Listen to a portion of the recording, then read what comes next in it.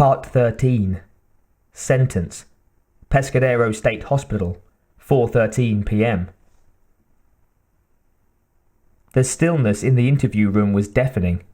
Sarah could hear her own breathing and the distant drone of the insects, hypnotically thrumming. The attendants by the door stared at Sarah as if she were one of them. Behind the mirror, the doctors and Silberman were comparing notes on her. She sensed their objective eyes still on her, knew they were deciding her fate. She'd been so strategically inept. She had told them too much, and the truth had not made her free.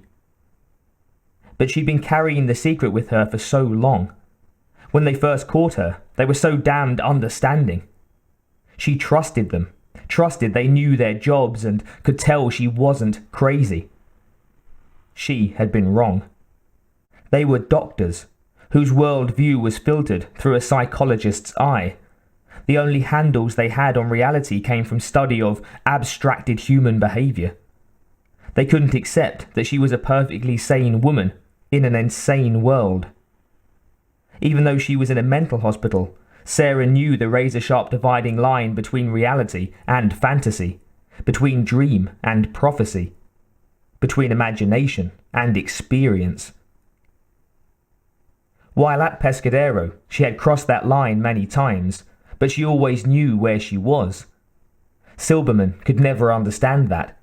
He saw everything from one perspective, his. And he had science and philosophy on his side, and this was his territory. The hospital was filled with women with messianic complexes. She realized she fit the profile perfectly. After all, her son's name was John Connor, J.C., Jesus Christ. And he was fathered by a phantom from the future.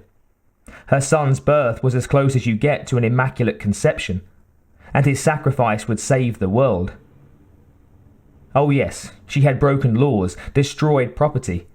It was clear to her that from Silberman's point of view, she was crazy. Who wouldn't be, knowing what she did?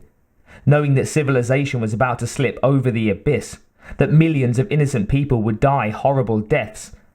And even if she could get out and keep protecting John until he rose up out of the ashes with his rebel army, there would still be mass death and destruction, incomprehensible even to the most ruthless warrior. Win or lose the war, the children would still die. And if she was kept inside these walls and John was somehow killed, it would be the end of mankind. Of course she was insane, but she knew what she was doing. Silberman came back into the room, wearing his reptilian smile, and sat opposite her at the table. He scratched his nose, then absently stroked her file cover. Finally, he said, "You see, Sarah, here's the problem. I know how smart you are, and I think you're just telling me what I want to hear. I don't think you really believe what you've been telling me today." Sarah knew she had always been a shitty liar. Playing him hadn't worked. There was nothing else to do but beg. She leaned forward, channeling the frustration and the pain into a single plaintive sentence. "Let me see my son." Silberman turned away. Sarah's eyes followed him. Was he considering it? No, she realized. He was stifling a yawn. She reached out one more time. "Silberman, please. It's very important. He's in danger. At least let me call him." "I'm afraid not. Not for a while. I don't see any choice but to recommend to the review board that you stay here another 6 months. She'd reasoned with him, tried to trick him, cooperated in every way. Fought him, pleaded with him, told him everything he'd wanted to know about every intimate detail of her life, bared her very soul. And none of it had mattered. Silberman's mind had been made up a long time ago. He was immovable as blind fate, and Sarah knew she'd lost. The barely suppressed hostility erupted into animal fury, and she abruptly leaped across the table and grabbed Silberman by the throat, screaming, "You son of a bitch!" Silberman fell back, battling at her ineffectively, and the iron grip of her fingers began to close off his windpipe. But a second later, the two attendants ripped her away, slamming her against the wall. Stunned, she fell on her rear and then rolled out from under their reach. She was going for Silberman again, and would have gotten him if the larger attendant hadn't been a linebacker in his college days. He tackled her low, and they both slammed to the floor, he on top, nearly cracking her ribcage with his weight. The breath was knocked out of Sarah, yet still she writhed and twisted like a cornered bobcat. Silberman groped in his coat pocket and whipped out a syringe. Gingerly, ducking Sarah's flailing arms, he jabbed it into her. "God damn it! Let me go, Silberman! You don't know what you're doing! You fuck! You're dead! You hear me?"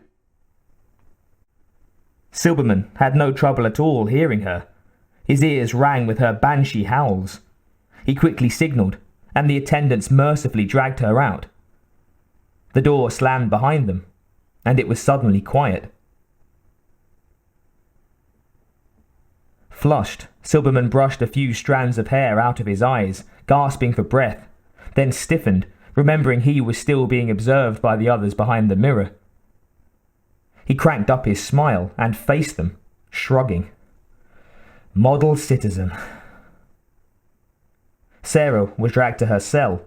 She fought all the way, but she couldn't break free. The attendants shoved her inside. She backed against the wall as Douglas appeared in the doorway. He grinned and raised 2 plastic cups. "I can tell you really need your meds." He started for her. Sarah played her last, desperate hand. "Douglas, wait. Listen. I'll do anything to get out of here. Do you understand? Anything." Douglas stopped a few feet away, seemed to be thinking it over.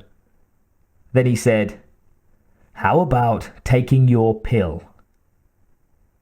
The other 2 attendants moved in closer. One of them was carrying the electric prod. Douglas added, "I'm a married man. What kind of slime do you think I am?" And then he offered the cups. Nimbly, she reached for it, her eyes dulling over. She mechanically swallowed the pill from one cup and the water from the other, then handed them back. Douglas nodded, handing them to one of his assistants. "Open up," he commanded Sarah. She obeyed, and he ran his finger around the inside of her mouth, searching for the pill. It was difficult for Sarah not to bite down with all her might. Douglas withdrew, winking at her. "See? I bet you're feeling better already." Then he led the others out. Sarah waited until the face disappeared from the little window, then hurried to the toilet.